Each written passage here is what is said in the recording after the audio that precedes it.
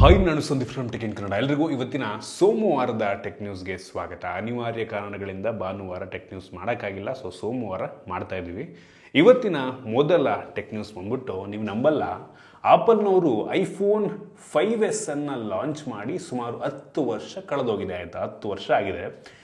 ಈಗ ಈ ಒಂದು ಸ್ಮಾರ್ಟ್ಫೋನ್ಗೆ ಸಪೋರ್ಟನ್ನು ಕಂಪ್ಲೀಟಾಗಿ ಸ್ಟಾಪ್ ಮಾಡಿರುವಂಥದ್ದು. ಇಷ್ಟು ದಿನ 10 ವರ್ಷ ಆದರೂ ಸಹ ಅವರು ಸ್ಪೇರ್ ಪಾರ್ಟ್ಗಳಿಗೆ ಸಪೋರ್ಟನ್ನು ಕೊಡ್ತಾ ಇದ್ರಂತೆ. ಆಯಿತಾ, ನಿಮ್ಮ ಹತ್ರ ಐಫೋನ್ 5S ಇದ್ದಿದ್ರೆ ಇನ್ ಕೇಸ್ ಏನಾದರೂ ಪ್ರಾಬ್ಲಮ್ ಆಗಿದ್ದರೆ, ಡಿಸ್ಪ್ಲೇನೋ ಅಥವಾ ಏನೋ ಸ್ಪೀಕರ್ ಹೋಗಿದ್ರೆ, ನೀವು ಆಪಲ್ ಕೇರ್ಗೆ ಹೋಗಿ ಅಲ್ಲಿ ಸರ್ವಿಸ್ ಸೆಂಟ್ರಿಗೆ ಹೋಗಿದ್ರೆ ಅವ್ರು ರಿಪೇರಿಯನ್ನು ಮಾಡಿಕೊಡೋರು. 10 ವರ್ಷ ಆದಮೇಲೆ ಕಂಪ್ಲೀಟಾಗಿ ಅಬ್ಸಲ್ಯೂಟಾಗಿ ಇದಕ್ಕೆ ಸಪೋರ್ಟನ್ನು ಸ್ಟಾಪ್ ಮಾಡಿದ್ದಾರೆ. ಮತ್ತು ನೀವು ನಂಬಲ್ಲ, ಈ 2 ವರ್ಷ ಮುಂಚೆ ಕೂಡ ಈ ಒಂದು ಫೋನ್ಗೆ ಸೆಕ್ಯೂರಿಟಿ ಪ್ಯಾಚ್ ಅಪ್ಡೇಟ್ ಬರ್ತಾ ಇತ್ತು. ಈ ಒಂದು ಐಫೋನ್ 5Sಗೆ ಇಷ್ಟು ಹಳೆ ಫೋನ್ ಆದರೂ ಕೂಡ. ಕ್ರೇಜಿ ವಿಷಯಗಳು. ಆಪಲ್ನವರು ಜಾಸ್ತಿ ವರ್ಷ ಈ ಸಾಫ್ಟ್ವೇರ್ ಸಪೋರ್ಟ್ ಮತ್ತು ಹಾರ್ಡ್ವೇರ್ ಸಪೋರ್ಟನ್ನು ಕೊಡ್ತಾರೆ. ಆದರೆ ರೀಸೆಂಟಾಗಿ ಒಂದು ನ್ಯೂಸ್ ತುಂಬ ಓಡಾಡ್ತಾ ಇದೆ. ಏನಪ್ಪ ಅಂತ ಅಂದರೆ, ಆಪಲ್ನವರು ನೆಕ್ಸ್ಟಿಂದ ಏನು ಹೊಸದಾಗಿ ಐಫೋನ್ಗಳು ಲಾಂಚ್ ಆಗುತ್ತೆ, ಬರೀ 5 ವರ್ಷಗಳ ಸಾಫ್ಟ್ವೇರ್ ಅಪ್ಡೇಟ್ ಕೊಡ್ತಾರೆ ಅಂತ ಹೇಳಲಾಗ್ತಾ ಇದೆ. ಆ್ಯಂಡ್ರಾಯ್ಡಲ್ಲಿ ನೀವು ಪಿಕ್ಸೆಲ್ಗೆ ಹೋದ್ರಿ ಅಂದರೆ 7ರಿಂದ 8 ವರ್ಷ ಕೊಡ್ತಾರೆ. ಸ್ಯಾಮ್ಸಂಗ್ ಅವರು ಕೂಡ ಒಂದು 7 ವರ್ಷ ಆ್ಯಂಡ್ರಾಯ್ಡ್ ಅಪ್ಡೇಟ್ ಕೊಡ್ತಾರಂತೆ ಫ್ಲ್ಯಾಗ್ಶಿಪ್ ಫೋನ್ಗಳಲ್ಲಿ. ಸೊ ಆಪಲ್ನವರು ಮೋಸ್ಟ್ಲಿ ಕಡಿಮೆ ಮಾಡಿದ್ರು ಮಾಡ್ಬೋದು. ನಂಗನ್ನಿಸ್ತಂಗೆ ಇದು ಫಿಕ್ಸ್ ಅಲ್ಲ. ಆಯಿತಾ, ಸೊ ಈ ರೀತಿ ಬರೀ 5 ವರ್ಷ ಅಂತ ಹೇಳಲಾಗ್ತಾ ಇದೆ. ರೀಸನ್ ಏನಪ್ಪ ಅಂತ ಅಂದರೆ, ಡಿಪೆಂಡ್ಸ್ ಆನ್ ದ ಫ್ಯೂಚರ್. ಆಯಿತಾ, ಸೊ ಎಷ್ಟು ಈ ಟೆಕ್ನಾಲಜಿ ಅಡ್ವಾನ್ಸ್ ಆಗ್ತಾ ಇದೆ ಅಂತ ಅಂದರೆ, ಲಾಸ್ಟ್ ಈಗೊಂದು ಸ್ವಲ್ಪ ವರ್ಷಗಳ ಮುಂಚೆ ನಾವು ಬೇಕಾದ್ರೆ ಒಂದು 5-6 ವರ್ಷ ಫೋನ್ನ ನಾವು ಹಳೆ ಫೋನ್ನು ಕೂಡ ನಾವು ಸ್ಮೂತಾಗಿ ಯೂಸ್ ಮಾಡ್ಬೋದಾಗಿತ್ತು. ಆದರೆ ಈಗ ಹೆಂಗಾಗ್ಬಿಟ್ಟಿದೆ ಅಂತ ಅಂದರೆ, ಒಂದು ಸ್ಮಾರ್ಟ್ಫೋನ್ ಒಂದು 2-3 ವರ್ಷ ಹಳೇದಾದ ತಕ್ಷಣ ಸ್ಲೋ ಆಗಿ ಶುರುವಾಗುತ್ತೆ. ಏನಕ್ಕೆ ಅಂದರೆ, ತುಂಬ ಫಾಸ್ಟಾಗಿ ಅಪ್ಲಿಕೇಶನ್ಗಳು, ಗ್ರಾಫಿಕಲ್ ಯೂಸರ್ ಇಂಟರ್ಫೇಸ್ ತುಂಬ ಜಾಸ್ತಿ ಆಗ್ತದೆ. ಈ ಕಾರಣದಿಂದ ಹಾರ್ಡ್ವೇರ್ ತುಂಬ ಬೇಗ ನಮಗೆ ಸ್ಲೋ ಅನ್ಸೋಕ್ಕೆ ಶುರುವಾಗುತ್ತೆ. ಈ ಕಾರಣದಿಂದ ಮೋಸ್ಟ್ಲಿ ಆಪಲ್ನವರು ಈ ಒಂದು ಸಾಫ್ಟ್ವೇರ್ ಅಪ್ಡೇಟನ್ನು ಬರೀ 5 ವರ್ಷಗಳಿಗೆ ಮಾತ್ರ ಲಿಮಿಟ್ ಮಾಡ್ತಾ ಇದ್ದಾರೆ ಅಂತ ಕಾಣುತ್ತೆ. ಡಿಪೆಂಡ್ಸ್. ಆಯಿತಾ, ಎಕ್ಸಾಕ್ಟ್ಲಿ 5 ವರ್ಷ ಅಂತ ಅಲ್ಲ. ಒಂದೊಂದು ಡಿವೈಸಿಗೆ ಒಂದೊಂದು ರೀತಿ ಅಪ್ಡೇಟ್ ಬರ್ಬೋದು. ಕಾದು ನೋಡೋಣ ಏನು ಮಾಡ್ತಾರೆ ಅಂತ. ಇನ್ನು ಮುಂದಿನ ಟೆಕ್ ನ್ಯೂಸ್ ಬಂದ್ಬಿಟ್ಟು, T series versus mister beast. Finally mister beast YouTube channel ಅವರು ನಮ್ಮ ದೇಶದ ಟಿ ಸೀರೀಸನ್ನು ಸಬ್ಸ್ಕ್ರೈಬರ್ಸ್ ನಂಬರ್ಸ್ನಲ್ಲಿ ಬೀಟ್ ಮಾಡಿದ್ದಾರೆ. ಸೊ 26 ಕೋಟಿ ಸಬ್ಸ್ಕ್ರೈಬರ್ಸ್. ಯಪ್ಪ ದೇವರೇ, ನಾವು 10 ಲಕ್ಷಕ್ಕೆ ಹೋಗೋಕ್ಕೆ ಕಷ್ಟಪಡ್ತಾ ಇದ್ದೀವಿ. 10 ಲಕ್ಷ ಮೋಸ್ಟ್ಲಿ ಇನ್ನೊಂದು 10 ದಿನದಲ್ಲಿ ಆಗ್ಬೋದಾ ಅಂತ. ಇನ್ನೊಂದು 4,000 ಸಬ್ಸ್ಕ್ರೈಬರ್ಸ್ ಆದರೆ ನಮ್ಮದು 10 ಲಕ್ಷ ಕಂಪ್ಲೀಟ್ ಆಗುತ್ತೆ. ಸ್ಲೋ ಆಗಿ ಹೋಗ್ತಾ ಇದೆ. ಸ್ಲೋ ಆಗಿ ಹೋಗಲಿ. ನೋಡಿ, ನೀವು ಇನ್ನೂ ಸಬ್ಸ್ಕ್ರೈಬ್ ಮಾಡ್ಕೊಂಡಿಲ್ಲ ಅಂದರೆ ಮಾಡ್ಕೊಳ್ಳಿ, ಬೇಗ ರೀಚ್ ಆದರೂ ಆಗ್ಬೋದೇನೋ. ಇನ್ನು ಮುಂದಿನ ಟೆಕ್ ನ್ಯೂಸ್ ಬಂದ್ಬಿಟ್ಟು, ಆಪಲ್ನವ್ರೇನೋ ಸೆಲ್ಫ್ ಹೀಲಿಂಗ್ ಡಿಸ್ಪ್ಲೇಯನ್ನು ಪೇಟೆಂಟ್ ಮಾಡಿದಾರಂತೆ. ಸ್ವಲ್ಪ ಡಿಸ್ಪ್ಲೇ ಸ್ಕ್ರ್ಯಾಚ್ ಆಯಿತು ಅಂದರೆ ಅದು ಆಟೋಮೆಟಿಕ್ಕಾಗಿ ಅದೇ ಸರಿ ಮಾಡ್ಕೊಳ್ಳುತ್ತಂತೆ. ಆಯಿತಾ, ಸೊ ಈ ರೀತಿ ಒಂದು ಡಿಸ್ಪ್ಲೇ ಮೋಸ್ಟ್ಲಿ ಇನ್ನು ಕೆಲವು ವರ್ಷಗಳಲ್ಲಿ ಐಫೋನ್ಗೆ ಬರಬಹುದು. ಇದನ್ನು ಪೇಟೆಂಟ್ ಮಾಡಿದ್ದಾರೆ. ಇನ್ನು ಮುಂದಿನ ಟೆಕ್ ನ್ಯೂಸ್ ಬಂದ್ಬಿಟ್ಟು, 2027ನೇ ಇಸ್ವಿಯಷ್ಟರಲ್ಲಿ ಆಪಲ್ನವರು ಈ ಮಧ್ಯ ಅಂದರೆ ಫೋಲ್ಡ್ ಆಗ್ಬೇಕಾದ್ರೆ ಡಿಸ್ಪ್ಲೇ ಒಂದು ಕ್ರೀಸ್ ಬರುತ್ತೆ ಗೊತ್ತಾ, ಡಿಸ್ಪ್ಲೇ ಲೈನ್ ಆಗೋದು ಕಾಣುತ್ತೆ ಗೊತ್ತಾ ಬೇರೆ ಫೋನ್ಗಳಲ್ಲಿ, ಬೇರೆ ಫೋಲ್ಡಬಲ್ ಫೋನ್ಗಳಲ್ಲಿ. ಅದು ಆಗದ ರೀತಿ 2027ನೇ ಇಸ್ವಿಯಷ್ಟರಲ್ಲಿ ಒಂದು ಫೋಲ್ಡಬಲ್ ಐಫೋನ್ನ ಲಾಂಚ್ ಮಾಡ್ತಾರೆ ಅಂತ ಹೇಳಲಾಗ್ತಾ ಇದೆ. ಸೊ ಇದು ಪ್ರಡಿಕ್ಷನ್ ಅಷ್ಟೇ, ಅನಲಿಸ್ಟ್ಗಳು ಪ್ರೆಡಿಕ್ಟ್ ಮಾಡಿದ್ದಾರೆ. ಸೊ ಆದರೂ ಆಗ್ಬೋದು, ಆಗದೇ ಇರಬಹುದು. ಇನ್ನು ಮುಂದಿನ ಟೆಕ್ ನ್ಯೂಸ್ ಬಂದ್ಬಿಟ್ಟು, ಊಬರ್ನವರು ಇದೀಗ ಅವರ ಅಪ್ಲಿಕೇಶನ್ ಒಳಗಡೆ ಕೆಲವೊಂದು ಗೇಮನ್ನು ಇಂಟ್ರೊಡ್ಯೂಸ್ ಮಾಡಿದ್ದಾರೆ.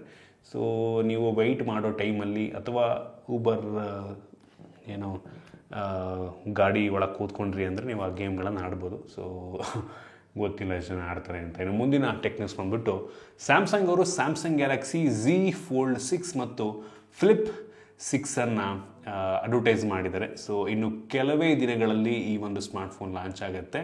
ನನಗನ್ನಿಸ್ತಂಗೆ ಜುಲೈ 10ನೇ ತಾರೀಕು, ಮುಂದಿನ ತಿಂಗಳು 10ನೇ ತಾರೀಕು ಈ ಒಂದು ಸ್ಮಾರ್ಟ್ಫೋನ್ ಲಾಂಚ್ ಆಗಬಹುದು. Foldable smartphone, fully AI integration ಹೊಂದಿರುವಂಥ ಸ್ಮಾರ್ಟ್ಫೋನ್ ಆಗಿರುತ್ತೆ. ಸರ್ಕಲ್ ಟು ಸರ್ಚ್ ಆಗಿರ್ಬೋದು, ಎಲ್ಲ AI ಫೀಚರ್ಗಳು ನಮಗೆ ಈ ಒಂದು ಸ್ಮಾರ್ಟ್ಫೋನ್ನ ಜೊತೆಗೂ ಕೂಡ ಸಿಗುತ್ತೆ.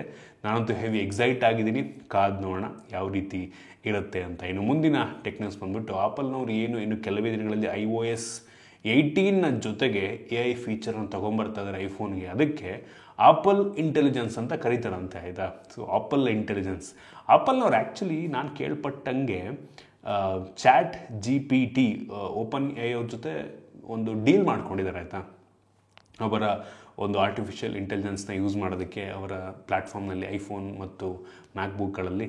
ಸೊ ಈ ಕಾರಣದಿಂದ ಮೋಸ್ಟ್ಲಿ ಚಾಟ್ GPTಯನ್ನೇ ಯೂಸ್ ಮಾಡ್ಬೋದು ಅಂತ ಕಾಣುತ್ತೆ. ಅವ್ರದ್ದೇ ಒಂದು ಏನಂತಾರೆ, ಅವ್ರದ್ದೇ ಒಂದು ಕೋರ್ UI ಮೋಸ್ಟ್ಲಿ ಈ ಫೋನ್ಗಳಲ್ಲಿ ಯೂಸ್ ಮಾಡ್ಬೋದು ಅಂತ ಕಾಣೋದು ನಂಗೆ ಅನ್ನಿಸ್ದಂಗೆ. ಸೊ ನೋಡೋಣ ಹೆಂಗಿರುತ್ತೆ ಅಂತ. ಸೊ ಆಪಲ್ ಇಂಟೆಲಿಜೆನ್ಸ್ ಅಂತೆ ಒಟ್ಟಿಗೆ. ಇನ್ನು ಮುಂದಿನ ಟೆಕ್ ನ್ಯೂಸ್ ಬಂದುಬಿಟ್ಟು ನಥಿಂಗ್ ಅವರು CMF ಫೋನ್ 1ನಲ್ಲಿ ಏನೋ ನಥಿಂಗ್ ಲಾಕ್ ಅಂತ ಒಂದು ಯುನೀಕ್ ಫೀಚರ್ನ ತೊಗೊಂಬರ್ತಾ ಇದ್ದಾರಂತೆ. ಸೊ ಇದೇನೋ ಕೇಸಿಂಗಿಗಂತೆ ಫೋನಿಂದ ನಾವೇನೋ ಅದಕ್ಕೆ ಟ್ಯಾಗ್ ಬರುತ್ತಲ್ವ, ಸೊ ಲ್ಯಾನ್ಯಾರ್ಡ್ ಅಂತ ಕರೀತಾರೆ.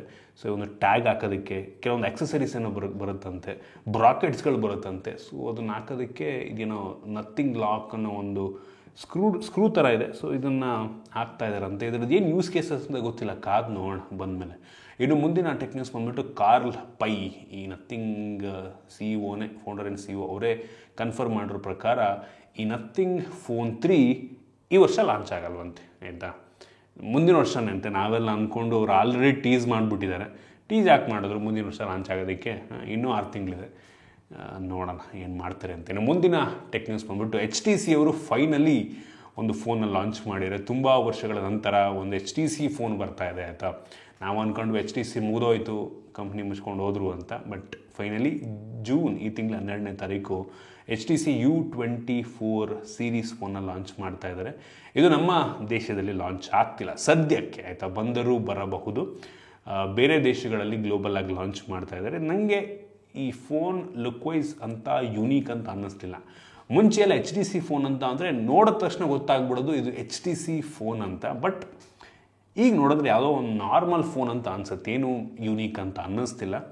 ಸೊ ಕಾದು ನೋಡೋಣ ಒಟ್ಟಿಗೆ. ಸೊ ತೈವಾನ್ ದೇಶದಲ್ಲಂತೂ ಲಾಂಚ್ ಆಗ್ತಾಯಿದೆ HTC. ತೈವಾನ್ ಅವರು ಶೇರ್ ಮಾಡಿದ್ದಾರೆ ಇದನ್ನ, ಕಮ್ಮಿಂಗ್ ಸೂನ್ HTC 12ನೇ ತಾರೀಕು. ಇನ್ನು ಮುಂದಿನ ಟೆಕ್ ನ್ಯೂಸ್ ಬಂದುಬಿಟ್ಟು ಮೋಟೋದವರು ಎಡ್ಜ್ 50 ಅಲ್ಟ್ರಾ ಸ್ಮಾರ್ಟ್ಫೋನ್ನ ಇದೀಗ ನಮ್ಮ ಭಾರತದಲ್ಲಿ ಲಾಂಚ್ ಮಾಡ್ತಾ ಇದ್ದಾರೆ. ಗ್ಲೋಬಲ್ ಆಗೂ ಕೂಡ ಇದು ಲಾಂಚ್ ಆಗುತ್ತೆ. ವುಡ್ ಟೆಕ್ಸ್ಚರ್ ಡಿಸೈನ್ ಜೊತೆಗಿದ್ದು ಬರುತ್ತಂತೆ. ಒಂದು ರೀತಿ ಫೋನ್ ಹಿಂದ್ಗಡೆ ಮರದ ಡಿಸೈನ್ ಅಂತೀವಿ ಎಕ್ಸೈಟ್. ನನಗೆ ತುಂಬ ಇಷ್ಟ ಆಗುತ್ತೆ ಈ ರೀತಿ ಒಂದು ಡಿಸೈನು. ನನಗೆ ಅನಿಸ್ತಂಗೆ ಈ ಸ್ಮಾರ್ಟ್ಫೋನ್ ಒಂದು 50-60 ಲಾಂಚ್ ಆಗ್ಬೋದಾ. ಏನಕ್ಕೆ ಅಂದರೆ edge 50 Pro 40,000 range. Edge 50 Pro 35-40 mostly ಇದು ಒಂದು 45,000 ರೇಂಜಲ್ಲಿ ಬರ್ಬೋದು ಅನಿಸುತ್ತೆ ಅಲ್ಟ್ರಾ. ಸೊ ಕಾದು ನೋಡೋಣ. ಪೆರಿಸ್ಕೋಪಿಕ್ ಲೆನ್ಸ್ನ ಜೊತೆಗೆಲ್ಲ ಬರಬಹುದು. ಮೋಟರೋಲಾ ಇಂಡಿಯಾದವರು ಕೂಡ ಇದನ್ನು ಶೇರ್ ಮಾಡಿದ್ದಾರೆ, ಕಮ್ಮಿಂಗ್ ಸೂನ್ ಅಂತೆಲ್ಲ ಹಾಕಿದ್ದಾರೆ. ನಾನಂತೂ ಎಕ್ಸೈಟ್ ಆಗಿದ್ದೀನಿ, ಇದನ್ನು ಅನ್ಬಾಕ್ಸ್ ಕೂಡ ಮಾಡ್ತೀನಿ, ಗೊತ್ತಿಲ್ಲ ಯಾವಾಗ ಲಾಂಚ್ ಆಗುತ್ತೋ ಅಂತ. ಇನ್ನು ಕೆಲವೇ ದಿನ, ತುಂಬ ಜಾಸ್ತಿನ ವೆಯ್ಟ್ ಮಾಡೋದು ಬೇಕಾಗಿಲ್ಲ ಆಯಿತಾ, ಕೆಲವು ದಿನಗಳಲ್ಲಿ. ಮೋಸ್ಟ್ಲಿ ಇದರ ಸ್ನ್ಯಾಪ್ಡ್ರ್ಯಾಗನ್ 8S Gen 3 ಅಂತ ಹೇಳಲಾಗ್ತಾ ಇದೆ. ಕಾದು ನೋಡೋಣ. 8S Gen 3 ಅಂದರೆ ಸ್ವಲ್ಪ ಕಡಿಮೆನೇ, ನೋಡೋಣ ಏನು ಮಾಡ್ತಾರೆ ಅಂತ. ಇನ್ನು ಮುಂದಿನ ಟೆಕ್ನಿಕ್ಸ್ ಬಂದ್ಬಿಟ್ಟು ರಿಯಲ್ಮಿನವರೇನೋ 300 ವ್ಯಾಟ್ನ ಚಾರ್ಜರ್ನ ಡೆವಲಪ್ ಮಾಡಿದಾರಂತೆ ಆಯಿತಾ. ಸೊ ಇದಕ್ಕಿಂತ ಮುಂಚೆ ರಿಯಲ್ಮಿ GT Neo 5ಯಲ್ಲಿ ನಮಗೆ 240 ವ್ಯಾಟಿಂದು ಚಾರ್ಜರ್ ಸಿಕ್ಕಿತ್ತು. ಸೊ ಇದೀಗ 300 ವ್ಯಾಟ್ ಅಂತೆ. ಆ ಒಂದು 240 ವ್ಯಾಟೇ 10 ನಿಮಿಷದಲ್ಲಿ ಚಾರ್ಜ್ ಆಗ್ತಾಯಿತ್ತು. ಸೊ ಇದು ಇನ್ನೆಷ್ಟು ಬೇಗ ಚಾರ್ಜ್ ಆಗುತ್ತೋ ಗೊತ್ತಿಲ್ಲ, ಮೋಸ್ಟ್ 5 ನಿಮಿಷದಲ್ಲಿ ಚಾರ್ಜ್ ಆಗ್ಬೋದಾ ಏನೋ ಗೊತ್ತಿಲ್ಲ, ಕಾದು ನೋಡೋಣ ಬಂದಮೇಲೆ. ಇನ್ನು ಮುಂದಿನ ಮತ್ತು ಕೊನೆಯ ಟೆಕ್ ನ್ಯೂಸ್ ಬಂದ್ಬಿಟ್ಟು Xiaomi 14 CV. ಈ ಫೋನ್ ಆ್ಯಕ್ಚುಲಿ ಜೂನ್ 12ನೇ ತಾರೀಕು ಲಾಂಚ್ ಆಗ್ತಾ ಇದೆ. ನನಗೆ ಈ ಸ್ಮಾರ್ಟ್ಫೋನ್ ಮೋಸ್ಟ್ಲಿ ಸಿಗೋ ಡೌಟು, ಅವ್ರು ಕಳಿಸೋ ಡೌಟು. ನಿಮಗೆ ಈ ರಿವ್ಯೂ ಬೇಕು ಅಂದರೆ ದಯವಿಟ್ಟು ಕಾಮೆಂಟ್ ಮಾಡಿ. ನಾನು ಟ್ರೈ ಮಾಡ್ತೀನಿ ಬೇರೆಯವ್ರ ಹತ್ರ ಇಸ್ಕೊಂಡು ವೀಡಿಯೋ ಮಾಡೋಕ್ಕಾಗತ್ತಾ ಅಂತ, ಅಥವಾ ನಾನೇ ಪರ್ಚೇಸ್ ಮಾಡಿ ವಿಡಿಯೋ ಮಾಡೋಕ್ಕೂ ಕೂಡ ಟ್ರೈ ಮಾಡ್ತೀನಿ. ಇದರಲ್ಲಿ ಸ್ನ್ಯಾಪ್ಡ್ರ್ಯಾಗನ್ 8S Gen 3 ಎಲ್ಲ ಇರುತ್ತಂತೆ. ಒಂದು ಒಳ್ಳೆಯ ಫ್ಲ್ಯಾಗ್ಶಿಪ್ ಕಿಲ್ಲರ್ ಸ್ಮಾರ್ಟ್ಫೋನ್ ಆದರೂ ಆಗಬಹುದು. ಇದು ಪೋಕೋ ರೀಬ್ರ್ಯಾಂಡಿಂಗ್ ಆಗುತ್ತಾ ಅಂತ ಎಲ್ಲೋ ಒಂದು ಕಡೆ ಅನ್ನಿಸ್ತಾ ಇದೆ ನನಗೆ. ಏನಕ್ಕೆ ಅಂದರೆ ಮೊನ್ನೆ ಪೋಕೋ F ಸೀರೀಸ್ ಒಂದು ಫೋನ್ ಲಾಂಚ್ ಆಯಿತು, ಅದು ಕೂಡ 8S Gen 3 ಆಗಿತ್ತು. ಈ ಕಾರಣದಿಂದ ಏನಾದರೂ ಅದನ್ನೇ ರೀಬ್ರ್ಯಾಂಡ್ ಮಾಡ್ತಾ ಇದ್ದಾರಾ ಅಂತ ಒಂದು ಸಲ ತಿಳ್ಕೊತೀನಿ. ಇನ್ ಕೇಸ್ ರೀಬ್ರ್ಯಾಂಡ್ ಆಗಿದ್ರೆ ಮಾಡೋದಕ್ಕೆ ಹೋಗಲ್ಲ. ಈ ಇಮೇಜ್ಗಳನ್ನು ನೋಡಿದ್ರೆ ಅದು ರೀಬ್ರ್ಯಾಂಡ್ ಅಲ್ಲ ಅಂತ ಅನ್ನಿಸ್ತಾ ಇದೆ. ಮೆಟಾಲಿಕ್ ಫ್ರೇಮ್ ಜೊತೆಗೆಲ್ಲ ಬರ್ತಾರೋ ಥರ ಇದೆ. ಸೊ ನೋಡ್ತೀನಿ. ಇದು ಮೋಸ್ಟ್ಲಿ 40,000 ರೇಂಜಲ್ಲಿ ಲಾಂಚ್ ಆಗ್ಬೋದಾದಂಥ ಸ್ಮಾರ್ಟ್ಫೋನ್ ಅಂತ ಅನ್ನಿಸ್ತಾ ಇದೆ. ಇಂಟ್ರೆಸ್ಟಿಂಗ್ ಅನ್ನಿಸ್ತು ಅಂದರೆ ನಿಮಗೆ ಬೇಕು ಅಂದರೆ ಕಾಮೆಂಟ್ ಮಾಡಿ, ನಾನು ಟ್ರೈ ಮಾಡ್ತೀನಿ. ಯಾವುದಾದ್ರೂ ಒಂದು ವೇನಲ್ಲಿದೆ ಅನ್ಬಾಕ್ಸ್ ಮಾಡೋಕ್ಕೆ ಟ್ರೈ ಮಾಡ್ತೀನಿ. ಸೊ ಇದಿಷ್ಟು ಇವತ್ತಿನ ಕೆಲವೊಂದು ಟೆಕ್ ನ್ಯೂಸ್. ಐ ಹೋಪ್ ನಿಮಗೆ ಇವತ್ತಿನ ಟೆಕ್ ನ್ಯೂಸಲ್ಲಿ ಕೆಲವೊಂದು ಹೊಸ ವಿಷಯ ತಿಳ್ಕೊಳ್ಳೋಕೆ ಸಿಕ್ಕಿದೆ ಅಂತ ಅನ್ಕೋತೀನಿ. ಇಷ್ಟ ಆಗಿದ್ದರೆ ಲೈಕ್ ಮಾಡಿ, ಶೇರ್ ಮಾಡಿ. ಈ ರೀತಿ ನಮ್ಮ ಬೇರೆ ಬೇರೆ ವಿಡಿಯೋಗಳಿಗೆ ನಮ್ಮ tech in Kannada YouTube channel subscribe ಮಾಡ್ಕೊಂಡಿಲ್ಲ ಅಂದರೆ ಈಗಲೇ ಸಬ್ಸ್ಕ್ರೈಬ್ ಮಾಡ್ಕೊಳ್ಳಿ ಮತ್ತು ಬೆಲ್ ಐಕನ್ ಕೂಡ ಕ್ಲಿಕ್ ಮಾಡ್ಬೋದು. ಸಿಗೋಣ ಮುಂದಿನ ವಿಡಿಯೋದಲ್ಲಿ.